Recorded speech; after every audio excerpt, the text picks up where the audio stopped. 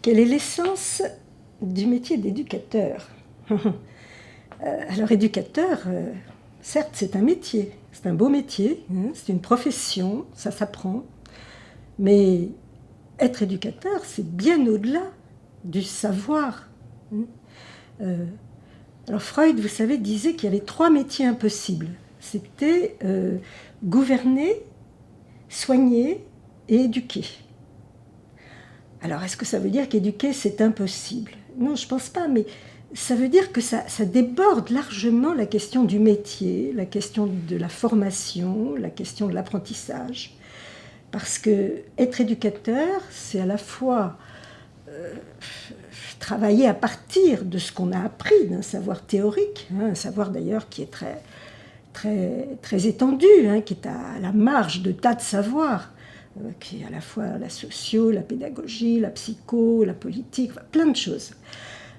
Donc il y a le savoir théorique, mais il y a aussi le savoir-faire, ça c'est l'expérience, et puis il y a le savoir-être. Alors qu'est-ce que le savoir-être, hein? Là on est bien au-delà du métier, hein, c'est une question de personne, puisqu'on travaille avec ce qu'on est. On travaille avec ce qu'on est, et l'important c'est de réussir à entrer en relation avec l'autre en prenant sa place dans l'autre, hein, en étant ce point de référence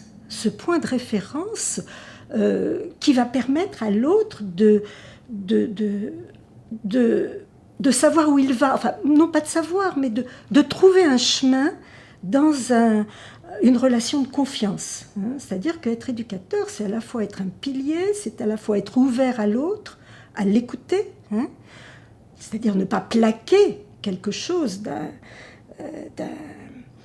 quelque chose qui serait décidé à l'avance. Et là, on est loin des procédures, des guides de bonne pratique, de tout ça qui vient nous encombrer, hein, puisqu'il faut, quand on est éducateur, quand même être ouvert à l'inattendu, à l'imprévisible, et puis savoir rebondir à partir de ce qui nous advient comme ça dans cette relation, pour pouvoir trouver le chemin qui va pouvoir être entendu par l'autre.